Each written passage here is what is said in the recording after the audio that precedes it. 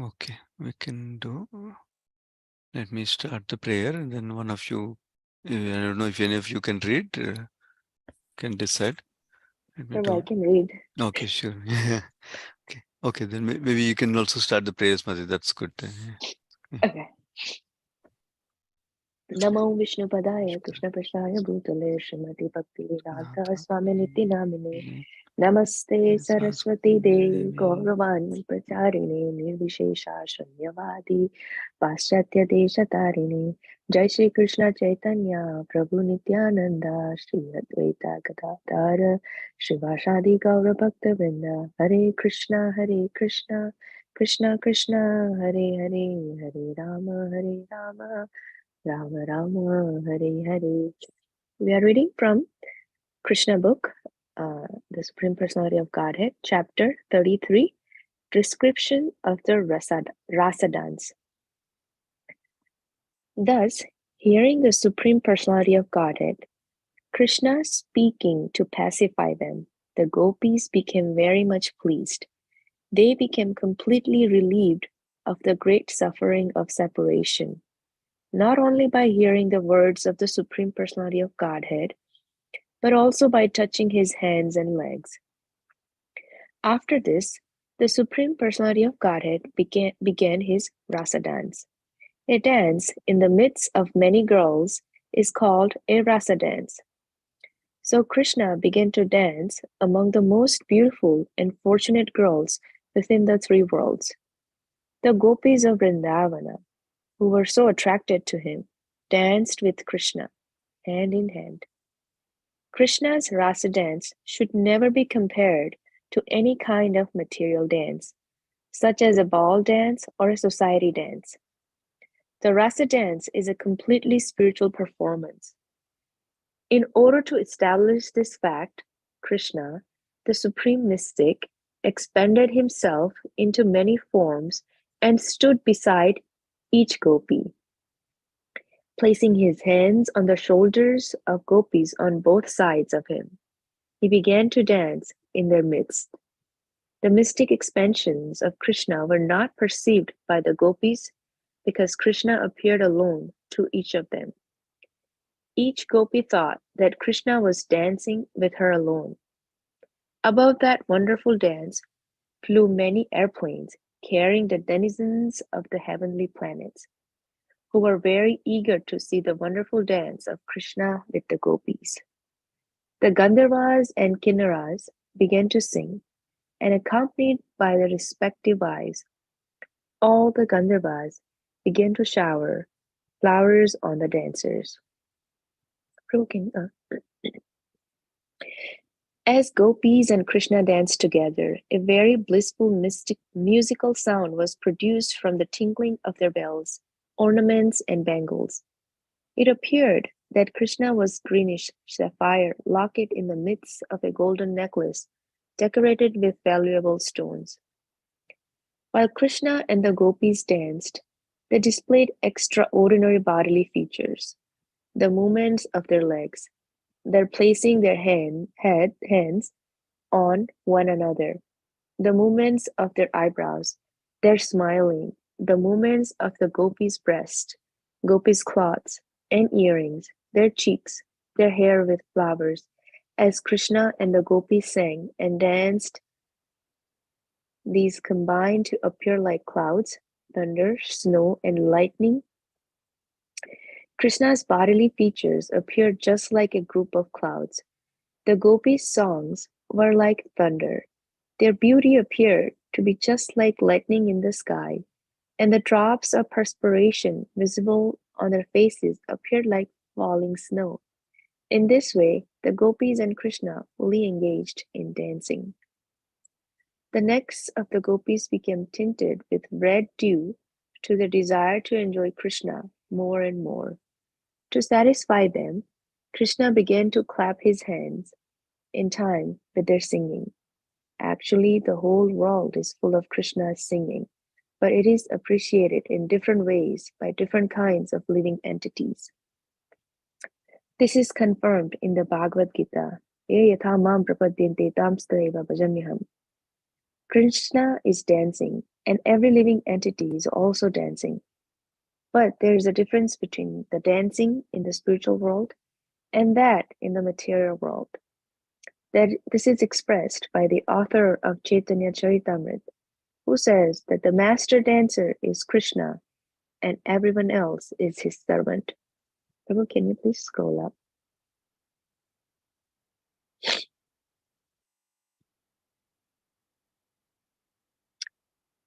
Those who are actually, everyone is trying to imitate Krishna's dancing. Those who are actually in Krishna consciousness respond rightly to the dancing of Krishna. They do not try to dance independently, but those in the material world try to imitate Krishna as the Supreme Personality of Godhead. The living entities are dancing under the direction of Krishna's Maya and are thinking that they are equal to Krishna. But this is not a fact. In Krishna consciousness, this misconception is absent. For a person in Krishna consciousness knows that Krishna is the Supreme Master and everyone else is his servant. One has to dance to please Krishna, not to imitate or attempt to become equal to Supreme Personality of Godhead. The gopis wanted to please Krishna, and therefore, as Krishna sang, they responded and encouraged him by saying, "Well done, well done." Sometimes they presented beautiful music for his pleasure, and he responded by praising their singing. When some of the gopis became very tired from dancing and moving their bodies, they placed their hands on the shoulders of Krishna. Then their hair loosened and flowers fell to the ground. When they placed their hands on Krishna's shoulder, they became overwhelmed by the fragrance of his body, which emanated from the lotus, other aromatic flowers, and the pulp of sandalwood.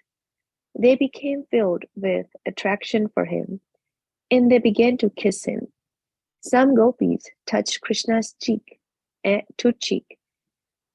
Krishna began to offer them chewed betel nuts from his mouth, which they accepted with great pleasure by kissing. And by accepting those betel nuts, the gopis spiritually advanced. The gopis became tired after long singing and dancing. Krishna was dancing beside them, and to alleviate their fatigue, they took Sri Krishna's hand and placed it on their raised breast. Krishna's hand, as well as the breast of the gopis, are eternally auspicious. Therefore, when they combined, both of them became spiritually enhanced. The gopis so enjoyed to company of Krishna, the husband of the goodness of fortune, that they forgot that they had any other husbands in the world. And upon being embraced by the arms of Krishna and dancing and singing with him, they forgot everything. Srimad Bhagavatam thus describes the beauty of the gopis while they were rasa dancing with Krishna. There were lotus flowers over both their ears, and their faces were decorated with sandalwood pulp. They wore tilaka, and there were drops of perspiration on their smiling mouths. From their feet came the tinkling sound of ankle bells and bangles. The flowers within their hair were falling to the lotus feet of Krishna, and he was very satisfied. As stated in Brahma Samhita, all the gopis are expansions of Krishna's pleasure potency. Touching their bodies with his hands and looking at their pleasing eyes, Krishna enjoyed the gopis exactly as a child enjoys playing with the reflection of his body in a mirror. When Krishna touched the different parts of their bodies, the gopis felt surcharged with spiritual energy. They could not adjust their loosened clothes, although they tried to keep them adjusted properly. Their hair and garments became scattered, and their ornaments loosened as they forgot themselves in the company of Krishna.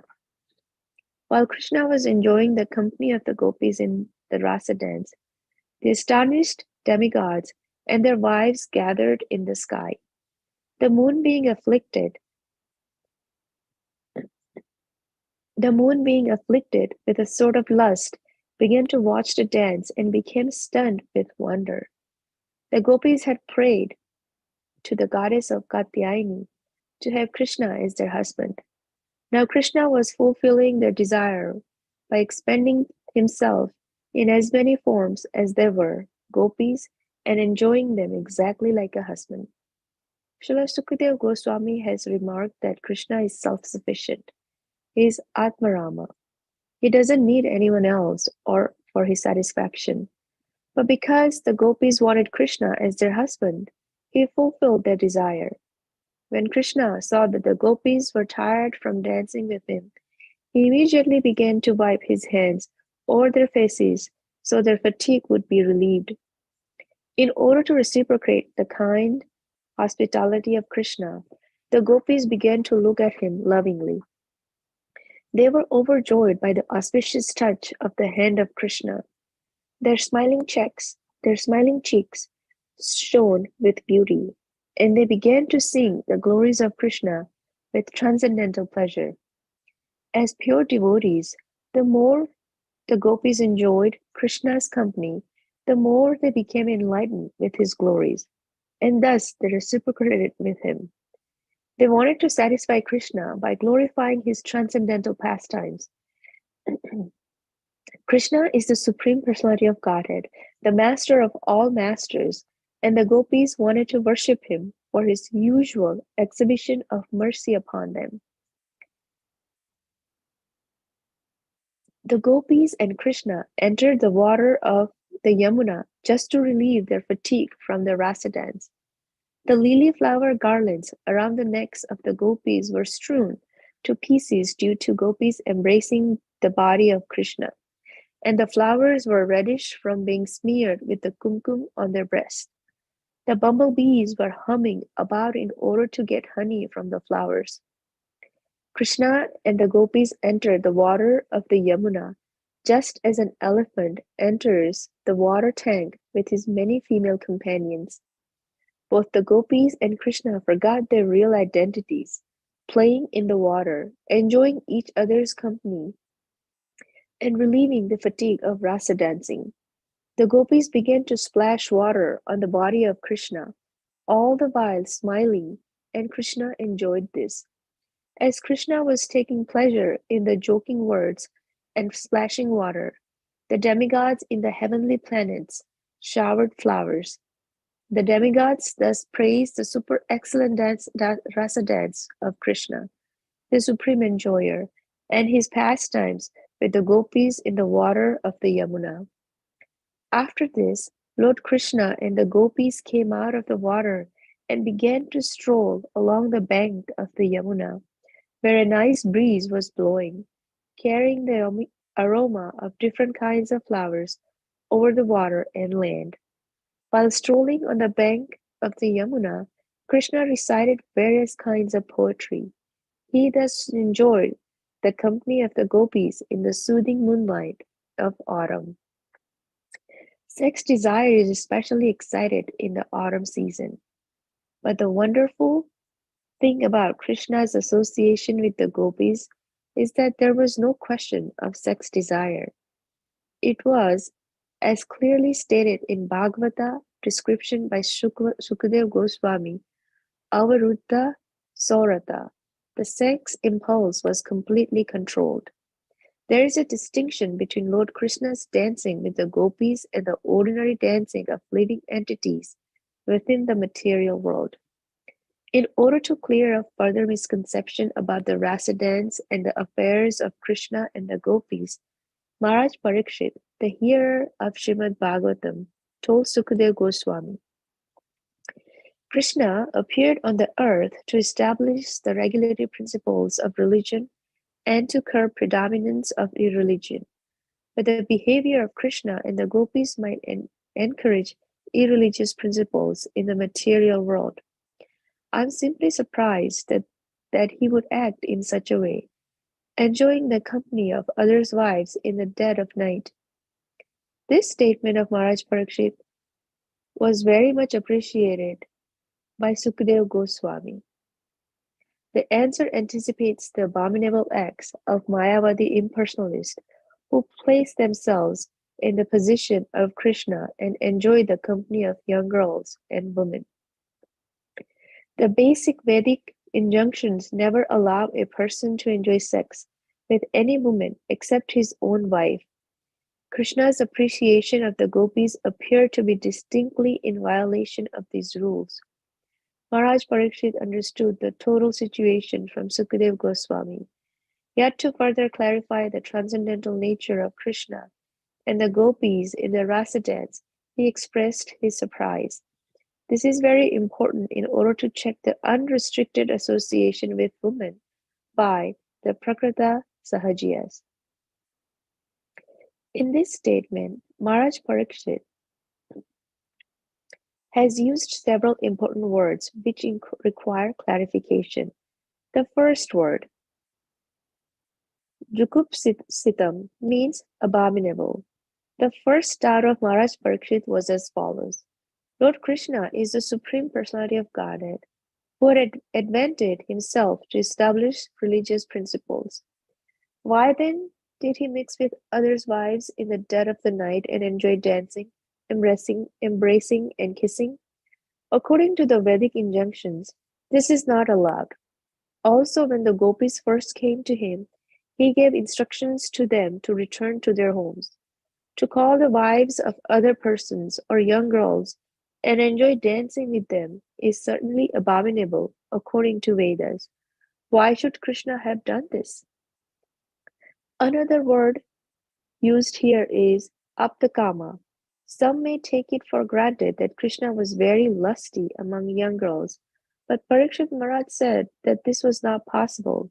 He could not be lusty. First of all, from the material calculation, he was only 8 years old, and at that age a boy cannot be lusty. Aptakama means that the Supreme Personality of Godhead is self-satisfied. Even if he were lusty, he doesn't need to take help from others to satisfy his lusty desires. The next point is that, although not lusty himself, he might have been seduced by the lusty desires of the gopis. But Maharaj Parikshit then used another word, Yadupati, which indicates that Krishna is the most exalted personality in the dynasty of the Yadus. The kings in the dynasty of Yadu were considered to be the most pious, and their descendants were also like that. Having taken birth in that family, how could Krishna have been seduced, even by the gopis? It is concluded, therefore, that it was not possible for Krishna to do anything abominable. But Maharaj Parikshit was in doubt as to why Krishna acted in that way. What was the real purpose?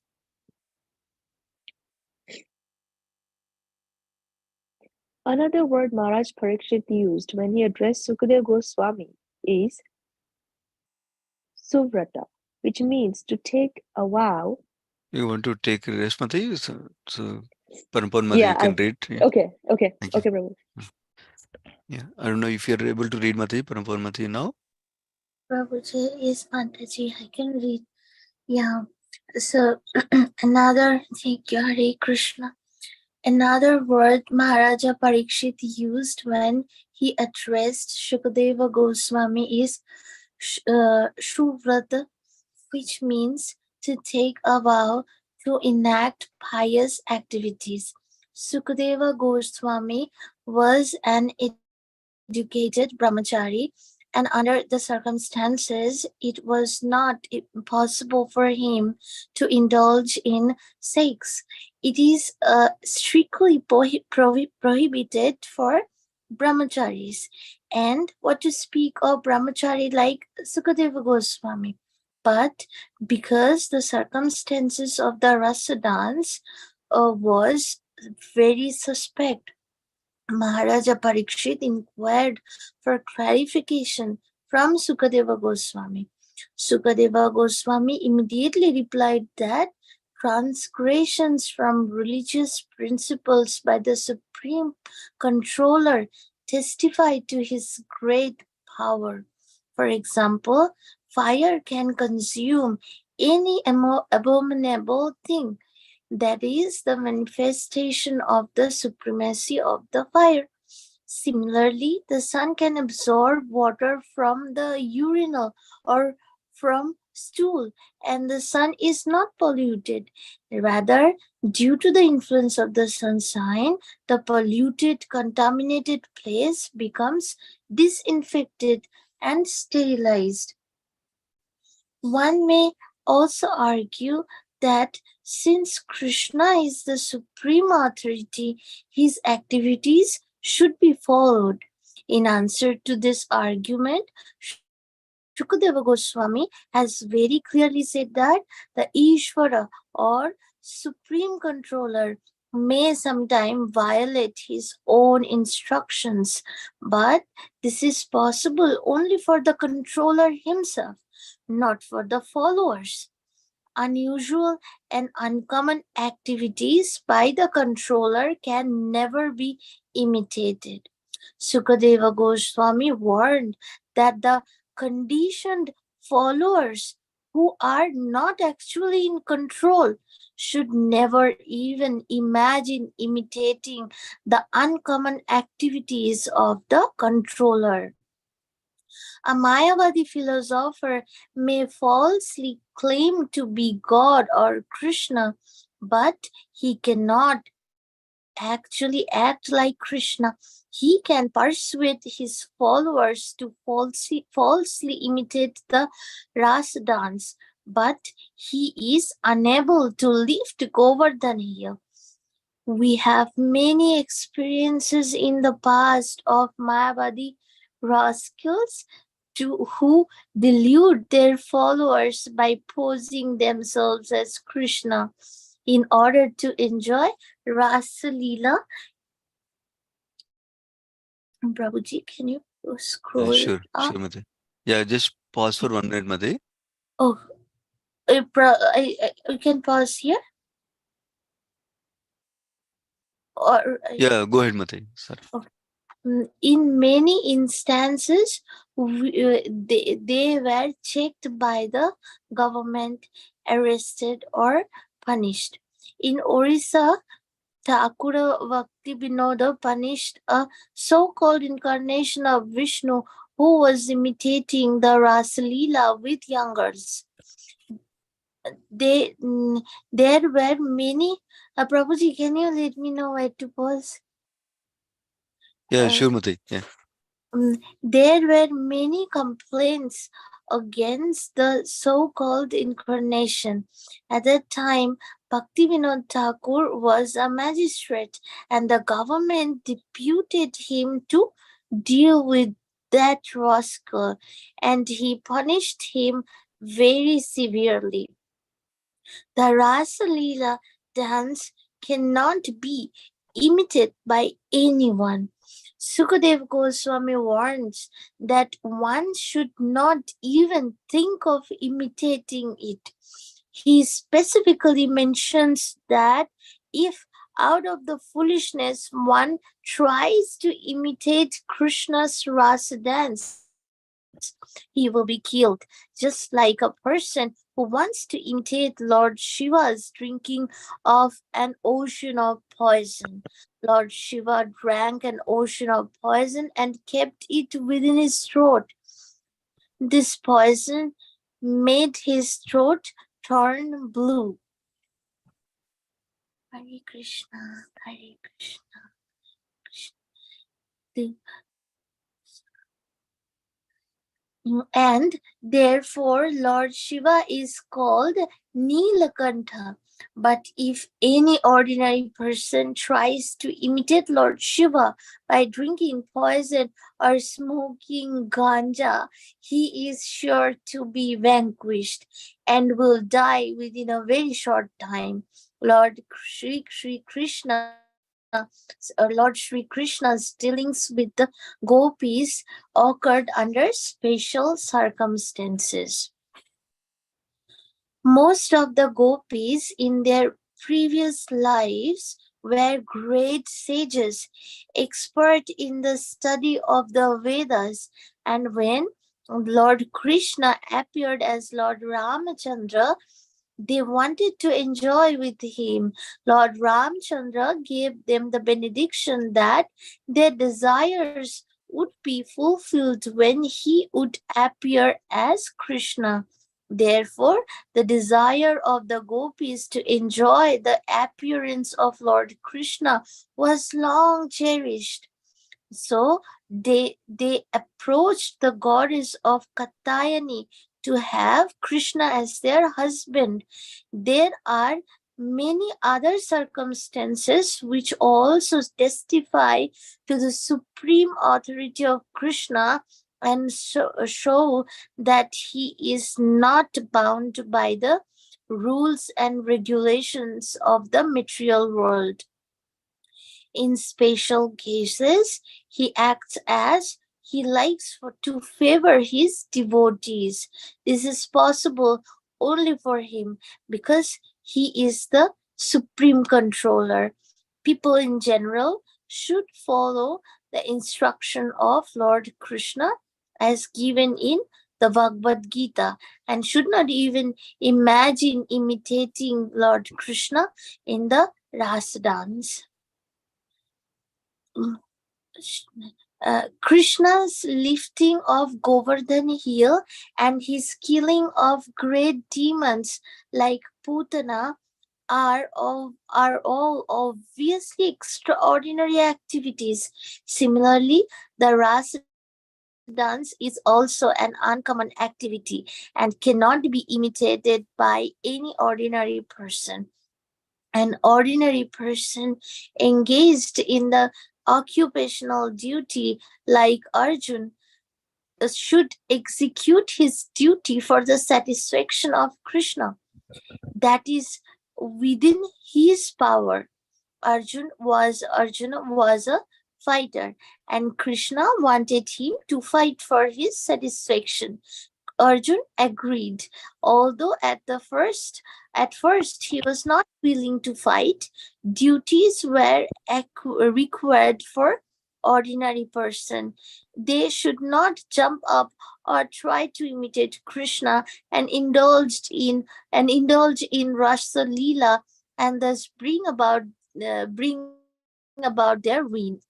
One should know with certainty that Krishna had no personal interest in whatever he did for the benediction of the gopis. As stated in the Bhagavad Gita, Namam Karmani lim, uh, limpanti, means Krishna never enjoys or suffers the results of his activities. Therefore, it is not possible for him to act irreligiously.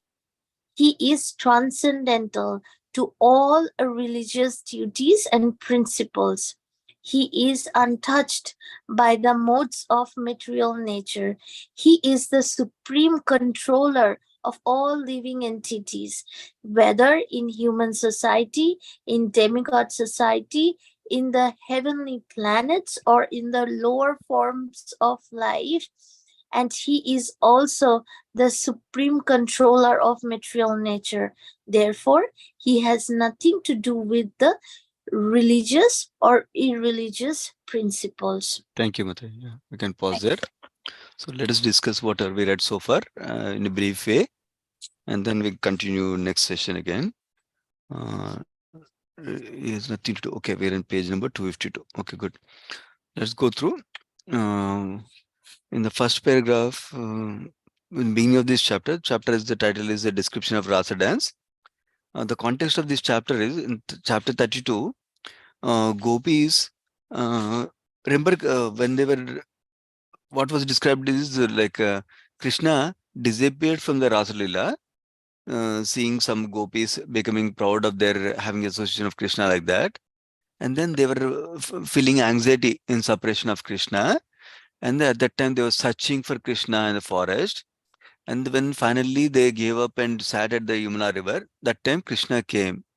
And Krishna pacified them with his words and with his smile.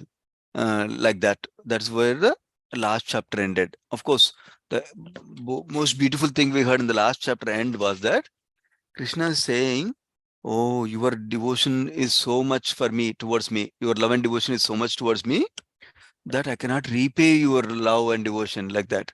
Your own service and attitude and love for me itself is your what do you say, remuneration like that.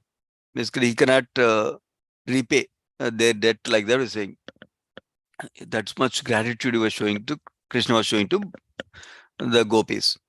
So that is the last chapter how it ended. So in this chapter, Krishna, um, after hearing Krishna like that, pacifying them, the gopis become very much pleased, it seems. And they became completely relieved of separation symptoms. Great. That's what they heard. And then Krishna started to begin the rasa dance with them. And it's described how, if you notice, this common thread is there in throughout the chapter so far, that how Krishna's rasa dance is not any kind of material dance, not like a ball dance or society dance like that. It's a completely spiritual experience that is transcendental pastime. So to prove that, there are many reasons coming up. Sukadeva Goswami is answering Parishmara question. We'll discuss that also. Then, how is it spiritual performance? How is it not material performance? One quick reason that Prabhupada is giving here is that Krishna expanded himself to so many forms. So that way, he's with each one of the gopis individually. Normally, anybody who does like that in material world, they cannot expand like that. That itself is showing that Krishna is not ordinary. Krishna is Supreme Lord, and this experience itself is transcendental experience like that. And when they were dancing, demigods are going in the airplanes, and they are showering flowers. It is, and they were very eager to see Krishna's dance with the gopis. It seems. And while the dance is going on, there was a blissful musical sound was coming from the ornaments that the gopis were wearing, it seems. And Krishna appeared like a wonderful locket in the necklace, a green sapphire locket in the midst of a gold necklace with valuable stones. That means in between all the gopis, Krishna was looking wonderful, beautiful like that. And they all had extraordinary bodily features, it seems. And then they're being compared, how Krishna's bodily features are being compared to a group of clouds, and then Gopi's songs are being compared to like thunder, and then Gopi's beauty is compared to lightning in the sky, and the perspiration, the small sweat drops on their faces is compared to falling snow like that. In this way, they're all looking beautiful. And then, interestingly, Krishna was trying to satisfy the gopis by clapping his hands when gopis are singing, it seems. And uh, and then gopis were also encouraging Krishna when he's singing like that, by praising him, by encouraging him, saying well done like that, it seems. There's a reciprocation between both of them going on. And then Prabhupada also writes how Krishna's dancing and our dancing is not same. Krishna is the supreme controller, supreme master dancer, and living entities are under the direction of Krishna's Maya. So when people are in Maya, they think that they're also equal to Krishna, but that can never be the case. Krishna is always Supreme Lord. We're always subservient to him as a servant. So when a person is in Krishna conscious, then they understand they can never become equal to Krishna. They're only servant of Krishna like that. So then what does such a devotee do? He does whatever Krishna desires to please him, basically. So sometimes when the gopis played music, that time Krishna sang, it seems like that. That is the first two pages. Then going further, it is described that gopis were tired in between the dance. So Krishna relieved their anxiety. One thing we can notice here, that when gopis are singing songs, they'll remember this incident, which is Krishna used his hand to wipe the sweat on their face, it seems. That's why that they remember as a pleasurable moment for them also. Then other thing is Krishna gives his remnants like Mahaprasad, betel nuts to gopis. And interestingly, Gopis become spiritually advanced with that also it's described. So all these things are showing that it's not a simple material dance kind of thing. It's a spiritual affair. So they became spiritually advanced like that. Then Gopis was forgetting everything in the company of Krishna like this, it seems. And then interestingly, Gopis are also wearing tilaka, it's described. That is interesting for me because some time ago somebody was asking why the way we keep the tilaka and Radharani like that. Radharani and Gopis like that. So they also wearing tilaka. What kind of tilaka we don't know, but they're wearing tilaka. And then they were looking beautiful, it seems. And they were falling at the lotus feet of Krishna. And Krishna was very satisfied. So that means any devotion, anyone serves with devotion, Krishna is satisfied. Now, from Brahma Samhita description, Prabhupada is sharing that how gopis are expansions of internal potency of Krishna. Who is the internal potency of Krishna? Srimati Radharani. So, gopis, whenever Krishna touched the gopis, they felt surcharged with spiritual energy, it seems. That's another description of how it's not a material affair. Then, yeah, Moon was also stunned with wonder seeing the Rasa dance display of Krishna itself with the gopis. And the gopis prayed for Katyayani to have Krishna as their husband. That's why Krishna is fulfilling their desire now by expanding himself in many forms and exactly like a husband, like that. So that is one important reason. Like Krishna is fulfilling the desire of the gopis because they prayed to Katyayani saying that we want Krishna's husband. So through this closeness like this is fulfilling the desire that they had like that. Will Sukadeva Goswami expands on this coming forth. Then Sukadeva Goswami says, so that's one reason. There are many reasons why Krishna's Rasa Lila is transcendental. And there Sukadeva Goswami is also saying Krishna is Atmarama. That means he's self-sufficient. He doesn't need to wait for anybody to satisfy him like that. Of course, we also know we're meant to please Krishna. That means Krishna is not in want of anything, but is happy when we serve him, when we please him like that. But he is not wanting that, not because we are not serving, he's not morose, depressed, he's feeling bad, not like that. In the sense that he is missing something, not like that. He wants us to be happy. In that sense, he misses us. He is sad for us in that sense. Then, yeah, interestingly, gopis were singing in the middle of this rasa dance about the glories of Krishna's pastimes, it seems, with transcendental pleasure also. So that's another important thing to note, that gopis were engaging in kirtanam even during this time. This is one of the common themes that we see in 10th canto. Whenever gopis get opportunity, they sing glories of Krishna. So now they both, gopis and Krishna, after the Rasalila, when they got fatigued, they went to Yamuna river, it seems, and they had their water pastimes in the Yamuna river. And demigods were also showering flowers, and they were glorifying the rasa dance of the Krishna, it seems. And also Krishna's pastimes with gopis in Yamuna river also. Then they came out of the river, both Krishna and gopis, and they were strolling on the bank of the Yamuna river, it seems. And interestingly, Krishna also recited various kinds of poetry, it seems. And that's how he enjoyed the company of gopis in the moonlight of autumn, it's described.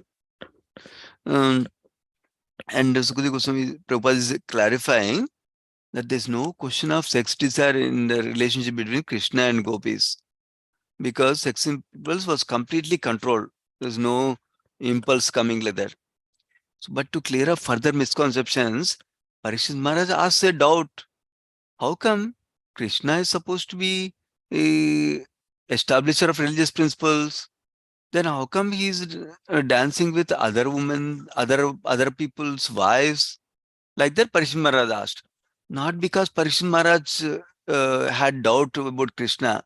Parikshit Maharaj is clarifying for the people coming further, like people like us, and even people like Mayavadi philosophers who will say, I'm Krishna, please dance with me in Rasalila, like that. So that's why Parikshit Maharaj asked the question, it seems. This is a wonderful section because Sukadeva Goswami is responding to indicate how this act of Krishna is very transcendental and spiritual.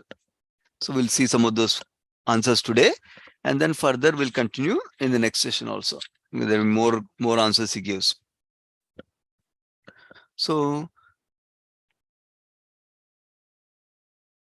yeah, basically, why is it wrong? Parishmara is saying because Vedic injections say one can enjoy sex only with his wife. So then this is not right like that. That's why Sukadeva Goswami is clarifying the transcendental nature of Krishna. And yeah, and why is it important also? Because Prakrita Sahajiyas, that means those who are deviated with sense gratification, they'll say, okay, I'm Krishna, like that. That's why they're clarifying now. So, in response to it, Prabhupada is clarifying the words used by Maharaj Parikshit and a counter argument for them. The Jugupsitam word means abominable, it seems. But Lord Krishna came to establish religious principles. So, why did he do the abominable activity like this? Parikshit Maharaj is asking. And Aptakama is another word is used. So, some may take it for granted that Krishna is also lusty like me. So, Sukadeva Goswami is saying, no, he could not be lusty at all. Why the reasons? First reason is he was just a 8-year-old boy. At that age, a boy cannot be lusty in just 8 years old, like that. And also, Krishna is Atmarama, self-satisfied. So there's no scope for his being lusty like that.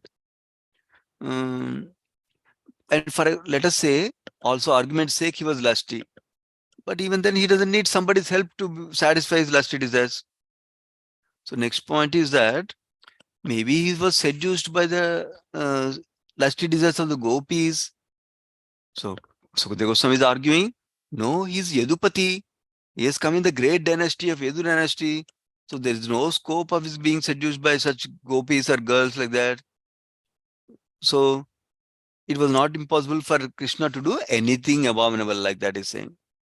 Now, Suvrata is another word used by uh, Maharaj Parishit towards Sukadeva Goswami, because Sukadeva Goswami is brahmachari. How come brahmachari will describe mundane sex related aspects? If Krishna is dealing with gopis, is mundane material like that. That's why it is spiritual like that.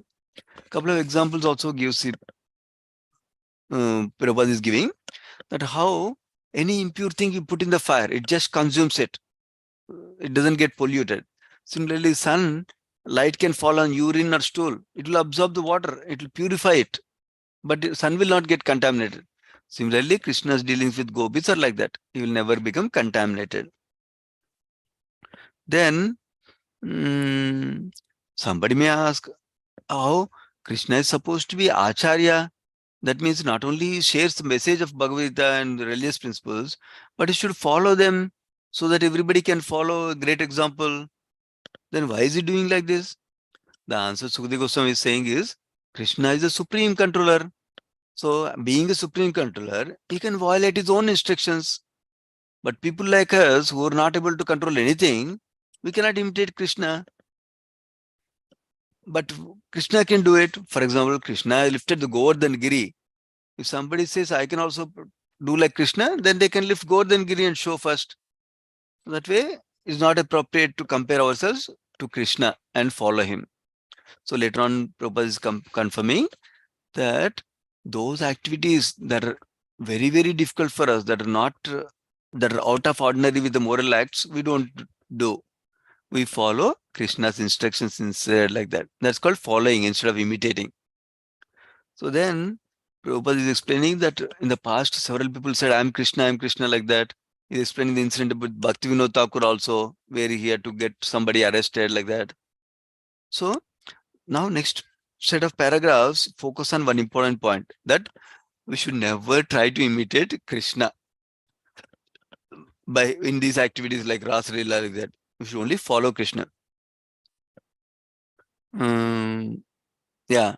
If we try to do that, then we'll be killed, Prabhupada is writing. Example is giving is Lord Shiva drank poison. So if you also try to drink poison to imitate Lord Shiva, we'll die. We don't have capacity to deal with it like that. Whereas Krishna is supreme controller. So he could expand us so many people to satisfy gopis' desires. So we cannot do that. So then we should not engage in that activities like that is saying. And then other aspect is many of the gopis were previously in Treta Yuga were sages who were desiring to enjoy with Lord Rama, it seems. Then Lord Rama says, I'm Ekapatni Vrata, I have only one wife this time. So when I come as Krishna, I will fulfill your desire like that. That's the other reason that Krishna fulfilled their desires. They are very exalted sages in the past life like that. And of course, they worshipped Katyayani to become their husband, right? That's also Prabhupada's writing here. Then, not only this incident, but there are many incidents where Krishna showed his supreme authority, like gifting Govardhan Giri is one of the things we discussed.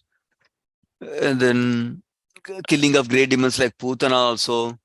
So, rasa dance is not a common activity, it's an uncommon activity and cannot be imitated by ordinary men like that Prabhupada is writing. Yeah, going to the last paragraph. Krishna is transcended to all religious duties and principles.